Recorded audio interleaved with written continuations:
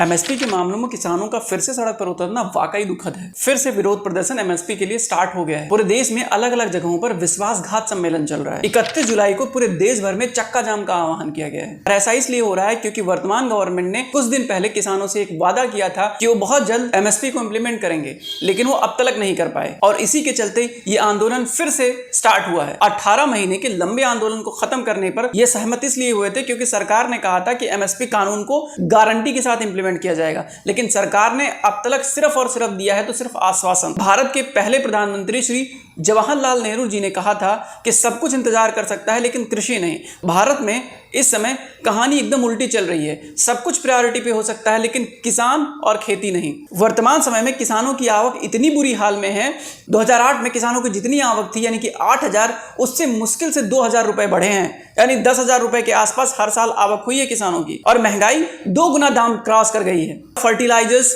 बीज, इरिगेशन, इन सब में जो पैसे लगते थे वो 2 गुने से ज्यादा बढ़ गए हैं। इसका मतलब है किसानों के आवक से ज्यादा खर्च हो रहा है। यूं तो हर साल सरकार 23 फसलों के लिए एमएसपी घोषित करती है, लेकिन सरकारी एजेंसियां केवल 6% किसानों से धान और गेहूं खरीद पाती हैं, यानी कि देश के तकरीबन 94% किसान जो है एमएसपी के लाभ से वंचित रह जाते हैं। और गवर्नमेंट का हाल किसानों को लेकर तो इतना बुरा है कि पहले 10 मिलियन टन से अधिक गेहूं का अंतर्राष्ट्रीय बाजार में निर्यात करवा दिया और फिर गेहूं के निर्यात पर किसानों को कोई फायदा भी नहीं दिया। सिर्फ चंद लोगों को इससे फायदा हुआ क्योंकि उसके बाद तुरंत इसके एक्सपोर्ट पर रोक लगा दिया गया और इस निर्यात का पूरा नुकसान देश के जितने भी और लोग हैं उनको हो गया। जो गरीब तबके के लोग हैं उनको हो गया, क्योंकि पीडीएस प्रणाली के तहत जो लोगों को गेहूं और चावल का आवंटन किया जाता था उसमें सरकार ने कटौती कर दी क्योंकि स्टॉक में कमी हो रही थी। गेहूं के एक्सपोर्ट के चलते जो देश में गड़बड़ी हुई, इसके चलते पूरे देश में एक गंभीर फूड सिक्योरिटी का इशू उत्पन्न हो गया। तकरीबन 10 से ज्यादा राज्यों में गेहूं आवंटन में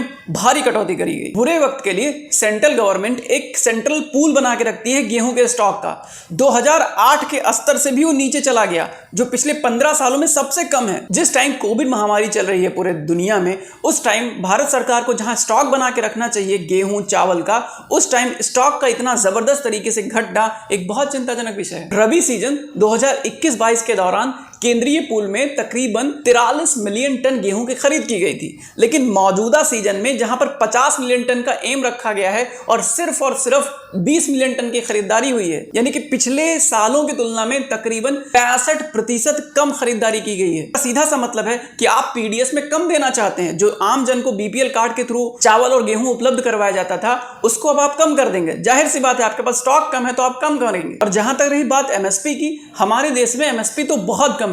आप अगर बात करें इंटरनेशनल मार्केट की गेहूं की, तो गेहूं के अंतर्राष्ट्रीय मार्केट में कीमत है 3500 रुपए पर क्विंटल और भारत में है 2100 रुपए पर क्विंटल। आप समझ रहे हैं, तकरीबन 1500-1600 रुपए का डिफरेंस आ रहा है। इतने कम दाम पे हम एमएसपी पे खरीदते बेचते हैं, जबकि अंतर्राष्ट्रीय मार्केट में इतना डिफरेंस है और इसका फायदा किसानों को रत्ती भर नहीं होता है। ऊपर से आप प्रॉफिट लेने के लिए क्या करते हैं कि सामान को एक्सपोर्ट कर देते हैं दूसरे कंट्री में। और बात यहीं तक नहीं रुकती है, आपने मूंग और मक्का को एमएसपी दिया ही नहीं है, तो इसके चलते अगर चक्का जाम हो और विश्वासघात आंदोलन देश में होने लगे तो ये बहुत बड़ी बात नहीं है। देश के खाद्य सुरक्षा मिशन यानी फूड सिक्योरिटी मिशन का जो बुनियाद है वो है किसान, और किसानों की देश में ये हाल होना बहुत बुरी बात है। आप एक बार ये डेटा उठा के देख, कितने किसान आत्महत्या करते हैं हर साल, और क्यों कर रहे हैं इतना ज्यादा आत्महत्या?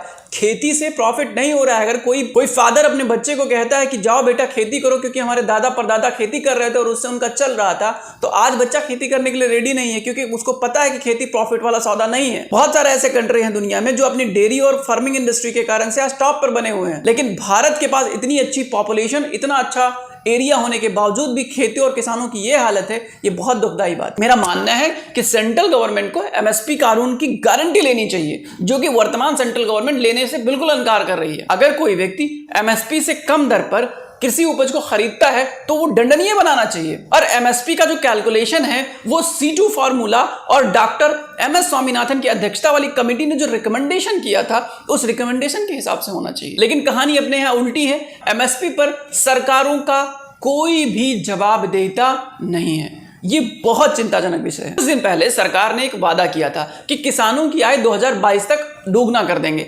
आप देखिए कि किसानों की आय किस तरह दोगुना हुई। 2022 तक जो किसानों को दोगुना करने का एम रखा गया था वो जुमला ही साबित हुआ। 2015-16 में किसान परिवारों की जो न्यूनतम आय थी वो 8,059 रुपए थी पर माह।